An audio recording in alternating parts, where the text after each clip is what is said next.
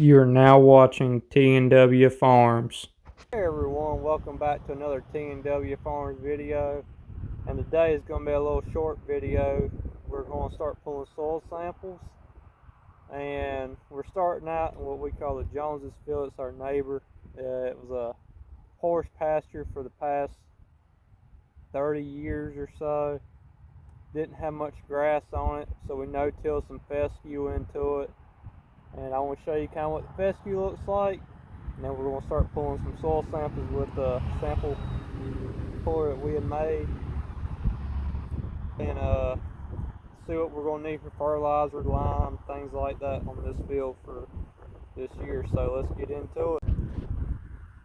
So looking out in the field, you can kind of see the rows of fescue starting to come up. And this is about a 6-acre field that we picked up. Like I said, it was horse pasture for the past 30 years, and now we're going to be cutting it for some hay. So let's get some soil samples pulled and see what we're going to need, because I'm trying to get all my soil samples done before February so I can start putting fertilizer out in February, hopefully weather permitting, which y'all get to see some of that. So let's start pulling samples. So all you do, set this thing up in a good spot, and you try to put your weight to it. And there's a little marking down there to tell us how far we want to go. Then we pull the core out, take it over to the bucket.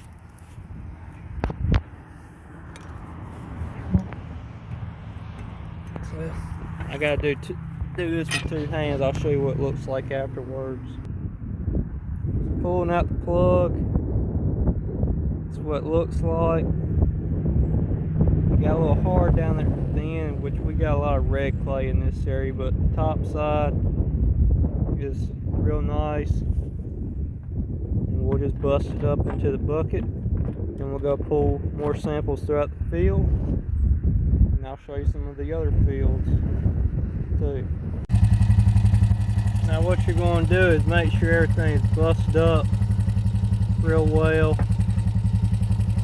and give it a good mixing, so no matter, hold on, sorry my bag went flying, but yeah, you want to make sure it's busted up real well, mixed up, so no matter where you pulled it from out of that field, you'll get a consistent, more average reading essentially. And then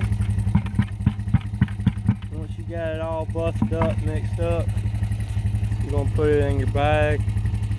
You got on the other side, there's like the information that you fill out. I'm not going to show you that because I'm not giving away my private information, but you'll fill it up and there's a line on the bag roughly where my thumb is there, where you'll fill it up to. And that's what you need per soil sample.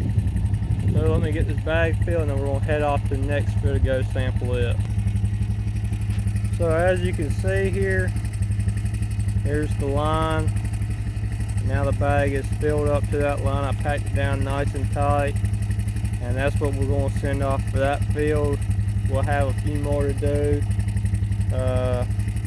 And I'll show you each field kind of individually, so you kind of get an idea of the type of ground we farm. Not necessarily the most flattest or square shaped fields. A lot of ours have little toes, or they might be an acre or 2. We do got some big fields, but none of them are real good straight runs, just a few. So we'll get to see a little bit more of that.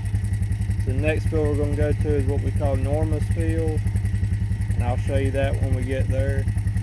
And it's actually 2 separate fields that we merged together because there's not much of a difference. Pulled a couple different soil samples. We're not in the row crop business, so we're not trying to be quite as accurate, but we want to be accurate enough to get the best yield that we can. So let's head on to the next field to do. So, this is what we call Norma's field. This is a little 1.5, 2 acre section, and across the driveway where those trees are in the distance, well, these few trees up here, that'll be the other side. So we're going to walk around, pull a few samples from this side, drive back down the road and catch the other side of the field where there's about 10 or so acres over there, and that'll be this field all done. And I'm gonna go ahead and apologize for this video kind of being choppy because it's kind of hard to film and pull samples at the same time, and it's mainly just kind of like a land tour showing the type of ground we farm. This little small section here is it's pretty much a rectangle, but then the other side there's some turns in it, but we got some fields that's a little bit more fun to farm than just that. So let me get on into pulling samples here, and then we'll go on to the next field. We call it Blackjacks. It's our farthest field away, and the reason why we call it Blackjacks, well, actually most locals call it Blackjacks because the soil that's on it is real dark black soil that this time of year stays so wet it's like soup. You take a tractor and put a tractor into it, you're going to bottom it out, while in the summertime it's hard as concrete. And this our farthest field for us to go to. So typically with a tractor it takes us 45 minutes to an hour to get there by tractor. And it's 40 acres of ground over it, give or take some. It's separated from 2 fields with a house split in it. And it's not our best ground. It's but I wouldn't say it's the worst. Second cutting is awful.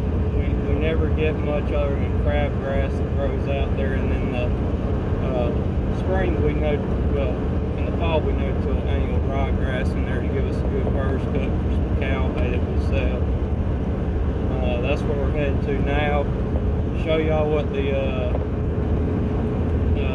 annual ryegrass looks like. It looks real good compared to fescue that got planted so far. Now granted, we did have a hard freeze down at 8 degrees. I know that don't sound like much to probably people up in the northern part of the Midwest, but down here south is really cold weather, and a lot of our grass got burnt on top. At least the top inch got killed because of the freeze.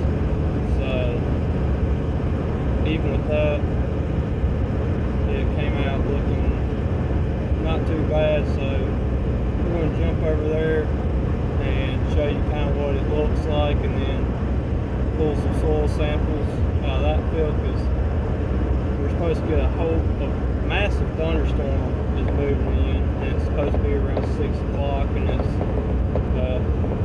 well after 3:30 right now on Thursday afternoon. So we're going to try to get that knocked out. I was blessed to have part of the day off from work. We thought it was going to be raining around, it started out in the morning, it was supposed to rain, and then it got pushed back to, it's going to come in after lunch, and now it's, well, 6 o'clock roughly. So we'll see how much rain we get dropped on. They're calling for at least an inch, maybe more, and this field's already real wet from all the rain we've had, so we'll try to get out there and pull soil samples before we can't walk out in there.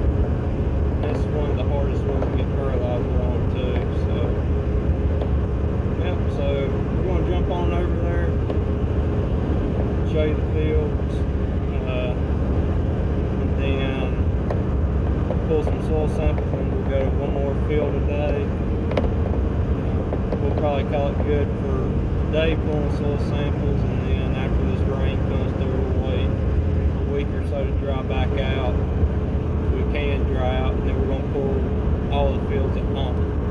But you got one that is going to be kind of wet. It's orchard grass field, and it has a, well, essentially a lake growing in it, so it's not ideal. So let's hop on over to the blackjacks, what we call it, and I'll show you what that field looks like. So this is the smallest field. It's about 10 acres. And granted, we got a lot of curly dock and henbit that grows out here, and it's hard to get it sprayed in time because of how wet the ground is, but you can kind of see the rows of annual ryegrass come up, and you can see where the top inch was burnt off. But this is the field here. This is about 10 acres, and then on the other side of the house, right there, there's another 30 acres. I'll show you that side when I get over there, but I'm going to walk this field and get all the samples pulled. And overall, don't look too bad.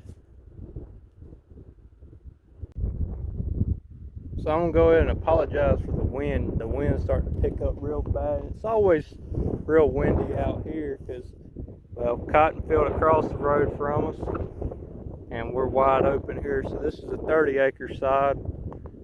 So overall, we split this place up into 3 fields. From those trees up that ditch line, that side over there's a field, and this side to the house is one, and that 10-acre side we just came from is one. So this is got a little bit more fescue in it. Same deal, a little burnt up.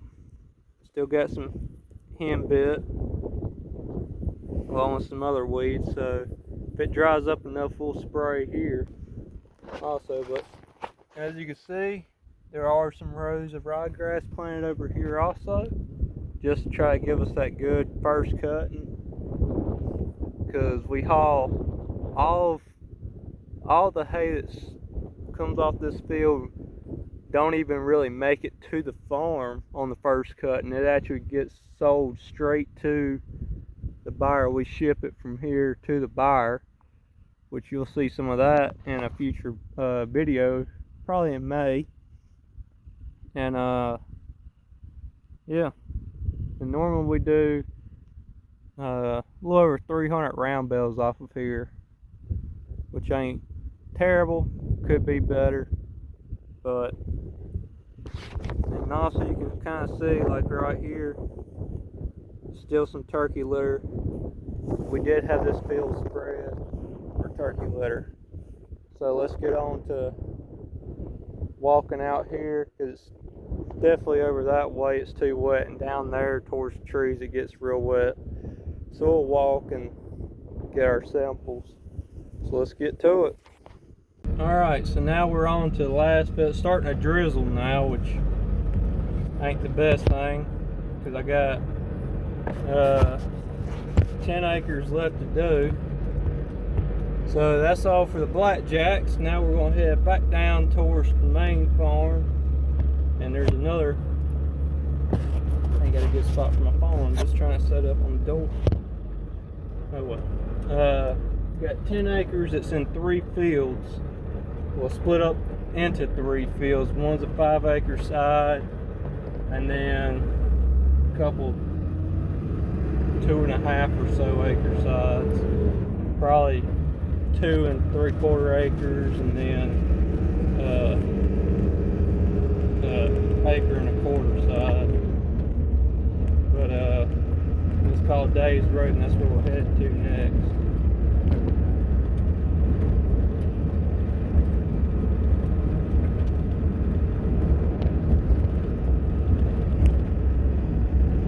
But everything over here, blackjacks looks pretty good. Do need to get in here and spray if we can dry up enough.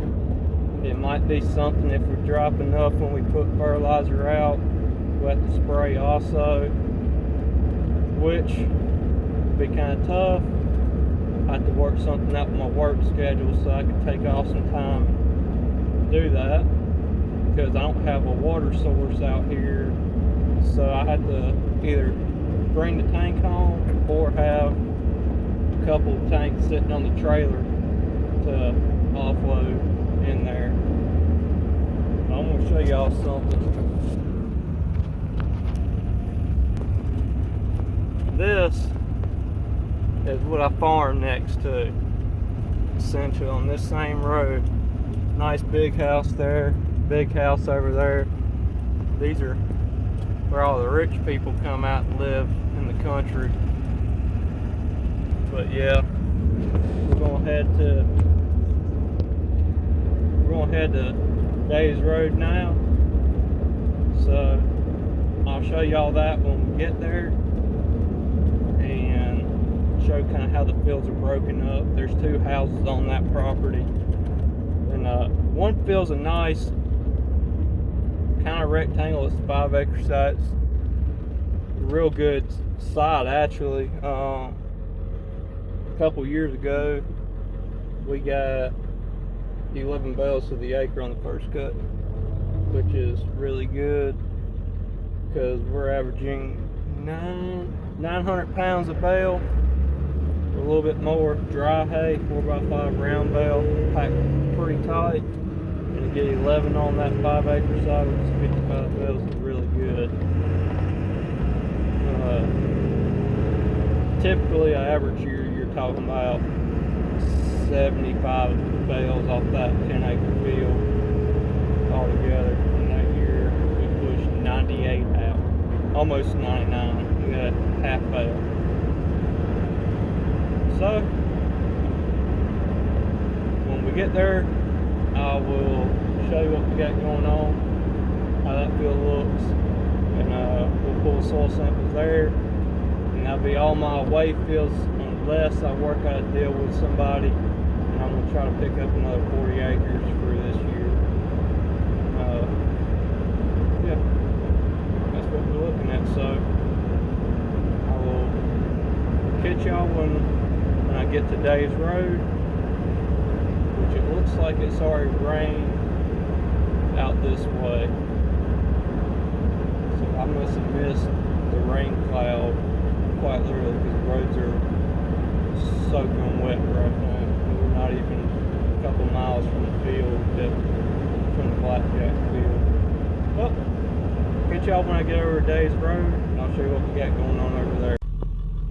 So this is the smallest field. As you can tell, it's pretty small. It actually don't go all the way back to those trees because there's food plots that the owner plants. So this is the smallest field. I'm going to go ahead and pull the samples here, and I'll show you the rest of the property. It won't take me long to pull a few samples from back here, and then we'll head up. On the other side of these pine trees is the next field. It's a little triangle shaped field that's probably a couple acres. So let me get into pulling samples out here, and then we'll move on up to the next fields. So across the driveway right there is a little triangle shaped field, and the field I'm in now is the kind of the 5-acre side, and it wraps around behind the house just a little bit. It's kind of, well, it's the easiest one. We can get better windrows out that little couple acre side there. It's harder because it's more triangle shaped, and you don't, the first few windrows are long, and it just narrows up longer you go, close to that shop in the distance. See if I can get it zoomed in a little bit. Yeah, that shop in the background. It narrows up heading that way, and it's real tight down the corner.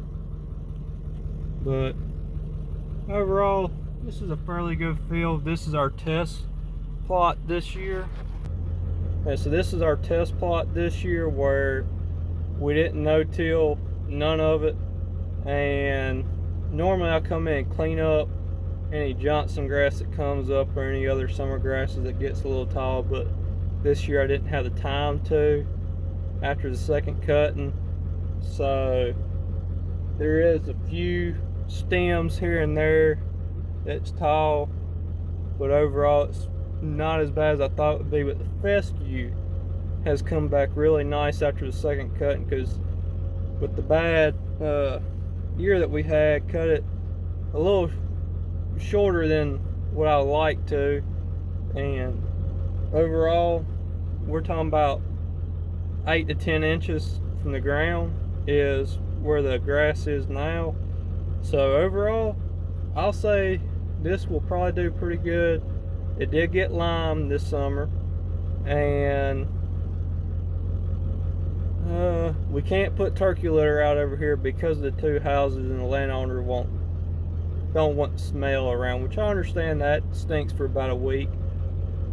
But if fertilizer prices are as high as they were last year, which they're probably going to be, we can't put as much fertilizer out over here. So we're probably sitting around 60 or so bales coming off this field in the first cut, which again, not terrible, but I'd love to see it in that 70 plus range. So if we can hit 70, that's about 7 bales to the acre, which is a fairly good year. A really good year, we get 10 bales to the acre, which is what we tried for. And that, I think it was 2020, the spring of 2020, when we cut 11 bales to the acre on this 5-acre side, and all 10 acres together baled 98.5 bales. So might as well say almost 99 bales of hay came off this field in the first cut, which is really, really good. Second cutting, I've had it as low as 3 bales off this total 10 acres. So that's terrible. And for a halfway okay second cutting, we probably look at 15 to 20 bales, which ain't much, but something to go home. And most of the time our second cutting is strictly cow hay. It'll go outside, and we'll just sell it cheaper because it don't have the quality to it that the first cutting will have. Because these soil samples will get analysis back, and based on that analysis I will put out what is prescribed to it as good as I can. Typically they're wanting us to put out 400 to 500 pounds to the acre, but prices are high this year. I'll have to cut back to around 300 just so I can keep the price of hay lower, because if I go too high on my hay prices, then, well, nobody's going to want to buy the hay. Because as much as those horse people like feeding their horses, at the same time they'll sacrifice some quality for some quantity if they have to. They're just like any other consumer. So we'll see how fertilizer prices look, but